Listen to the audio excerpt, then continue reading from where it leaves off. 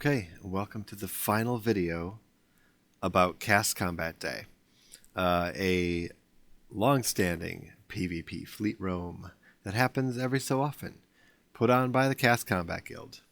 Alright, this video we're going to talk about roam maneuvers, mechanics, and a lot of the jargon that you're going to hear. So I'm going to kind of go and order down my notes and see how much stuff I can get to. So the first thing is Fleet Commander, or FC. Right, that's the guy that's in charge, or girl, that's in charge of calling the shots in the roam. Super important to have a leader so that you can stay together. It is a team roam after all, and doing what the fleet commander says usually is good. Not doing what the fleet commander says usually results in you blowing up. I have many personal examples of that, but you're probably going to blow up anyway. But, you know, it feels worse when it's your fault. So that's FC, fleet commander, right? Oh, and our fleet commander is usually no polar, and he has a German kind of accent to his English. I find it's good to practice by watching Mathologer on YouTube if you've never seen the Mathologer. In fact, I'm not sure no polar isn't the same person as the Mathologer guy. I've never seen him in the same room together. So watch that guy. If you can understand the Mathologer guy, you can probably understand no polar. So the first command you're going to hear a lot is fleet, we are warping to such and such a place. In this case, I'm going to pretend like no polar told us to warp to Osmeden here.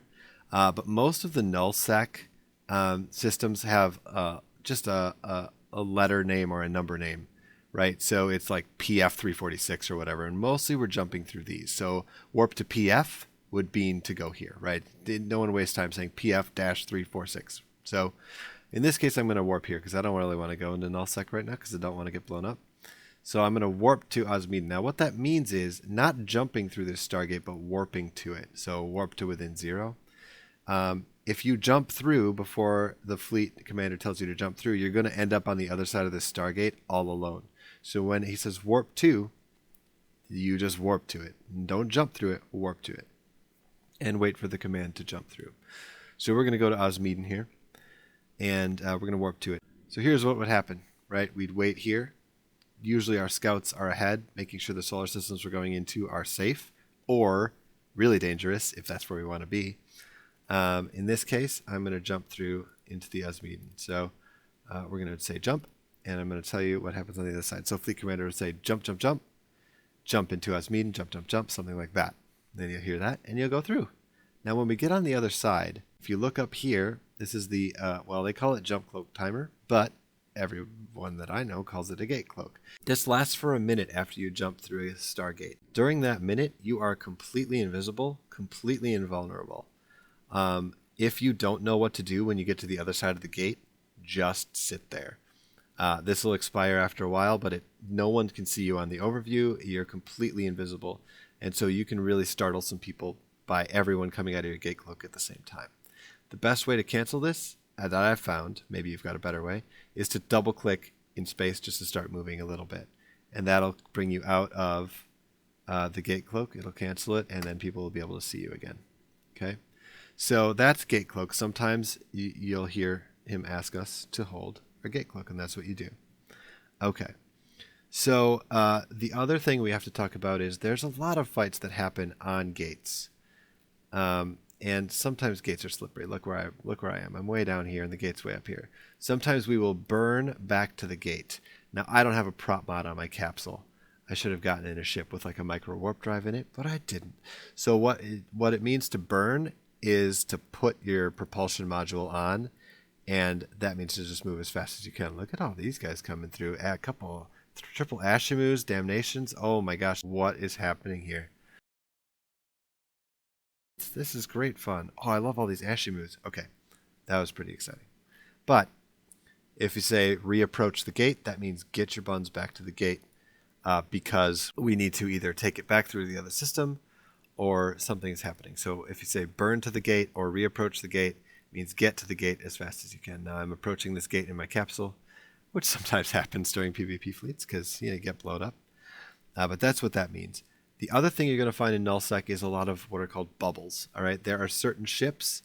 They have an interdiction sphere launcher, and they can launch these spheres that prevent you from warping. So if the fleet commander says burn out of the bubble, wherever that bubble is, it's a big sphere.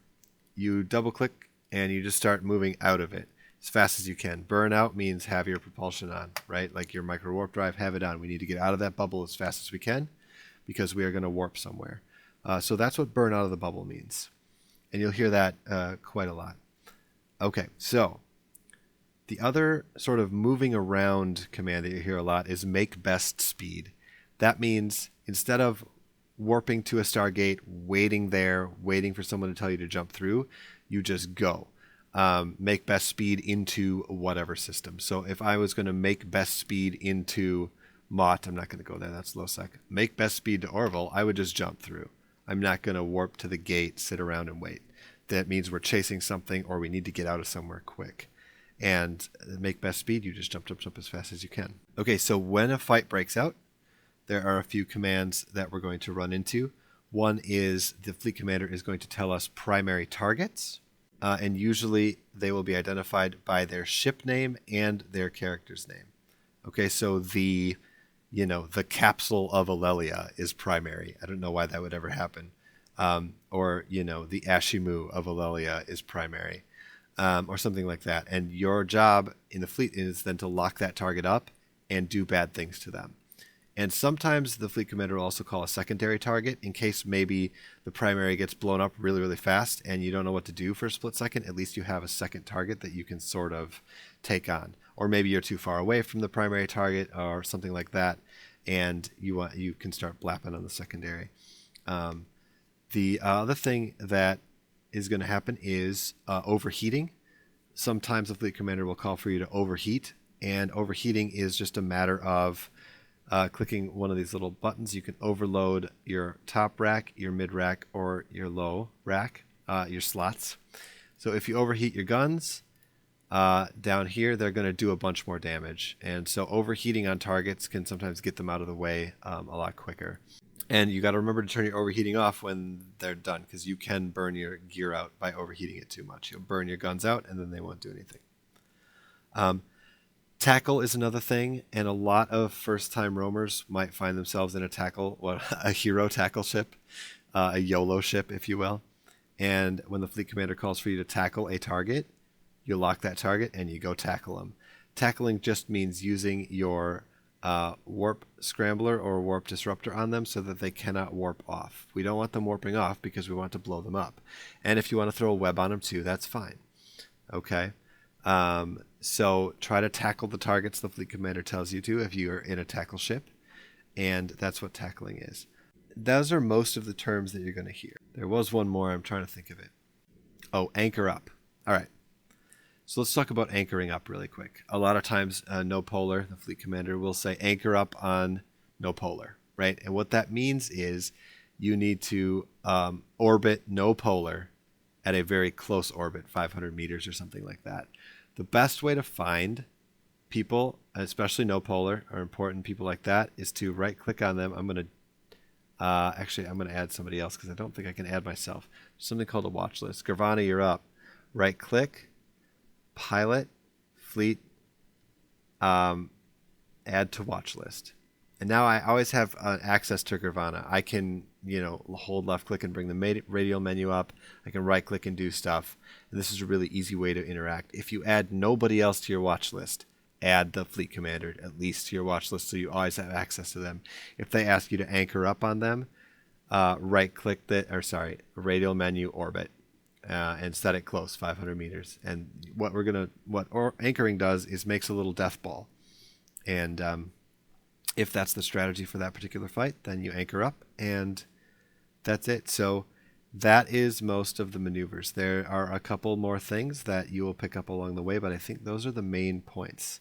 So remember, as CAS Combat Day, do your best, try to keep up. If you stick it out, you'll learn a bunch of stuff and it'll be way, way easier the next time you do it. Or any PvP fleet for that matter. They all pretty much work on the same principles. So yeah, that's my mini series. I hope that you found this informative and that you consumed this before CAS Combat Day so it's even less overwhelming. And I hope it was helpful, and I will see you next time. Bye-bye. Thanks for watching.